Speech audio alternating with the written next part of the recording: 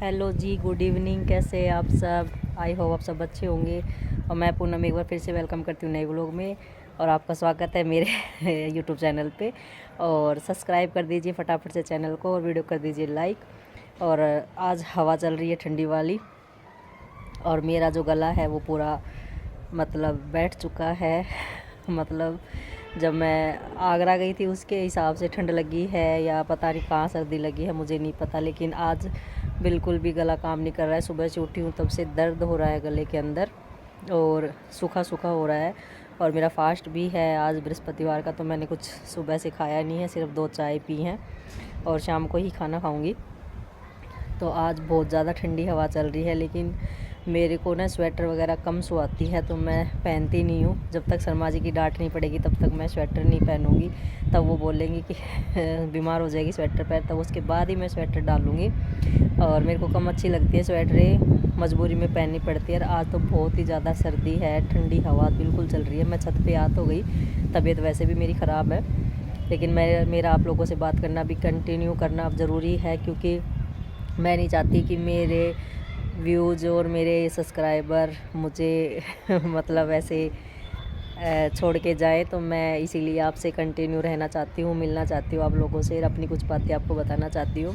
और कल मैंने जो आपको बताया था घर की क्या कंडीशन हुई थी, तो ये मतलब बोलते हैं ना भगवान इतना, मतलब जब मैं 1 साल की थी, 1.5 साल की थी, तब से मैंने दुख भगवान ने मेरी किस्मत में शायद ऐसे लिख दिए होंगे कि मेरे को मायके की तरफ से हमेशा मतलब ऐसा ही मतलब मिलता रहे। तो इधर उधर नाना जी और मामा जी दोनों के हालात बहुत ज़्यादा ख़राब हो चुके थे, काम धंधा कुछ बचा नहीं रहा था। और उसी बीच मम्मी की बदली हो गई थी इधर नारनौल, इधर पड़ता है एक हरियाणा में, उधर की साइड मम्मी की जो बदली हुई थी। तो वहाँ पे मम्मी शिफ्ट हो चुकी थी और यहाँ आ गई थी अपनी सिस्टर के पास।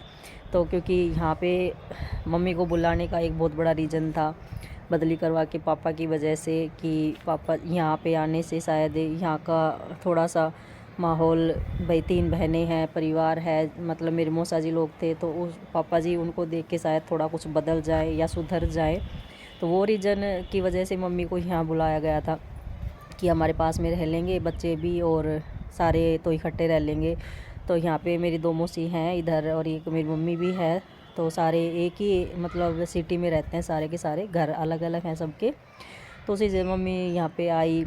और मम्मी आने के बाद फिर मतलब फैमिली वालों ने डिसीज़न ले लिया कि भाई मेरा भी, क्योंकि मैं 7th क्लास क्लियर कर चुकी थी, तो मेरे को मम्मी के पास मम्मी ने बोला था आने के लिए कि भाई दोनों भाई हैं और घर में जो काम होता है वो है।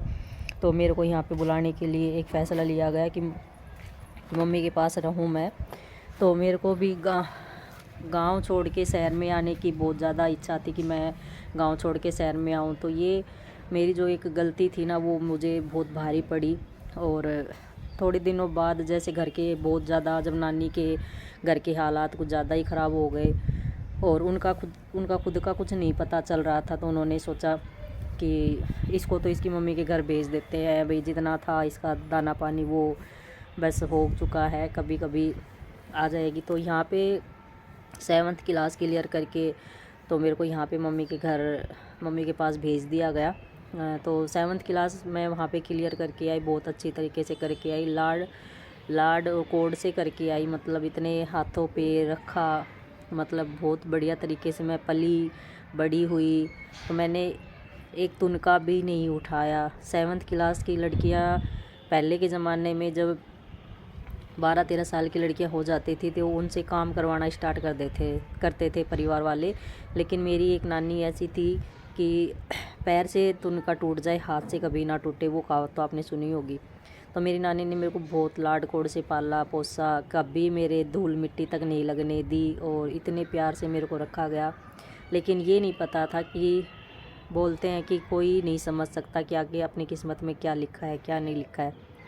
मेरी जो कहानी है ये ओरिजिनल है, लेकिन बहुत कुछ ऐसा है जो मैं आप लोगों को बता भी नहीं सकती और बताना भी चाहती हूँ।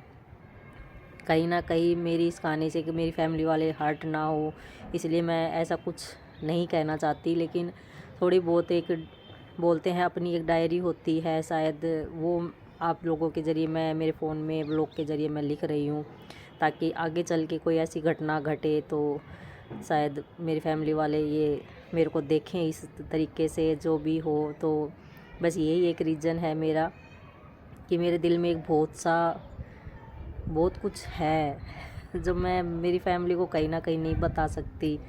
तो मुझे आप लोगों से बताने में और शेयर करने में, मतलब आजकल ये एक व्लॉग तो एक अलग चीज़ है, लेकिन ये अपनी ही एक कहानी अपने ही फ़ोन के अंदर मतलब कैद होके रह जाएगी।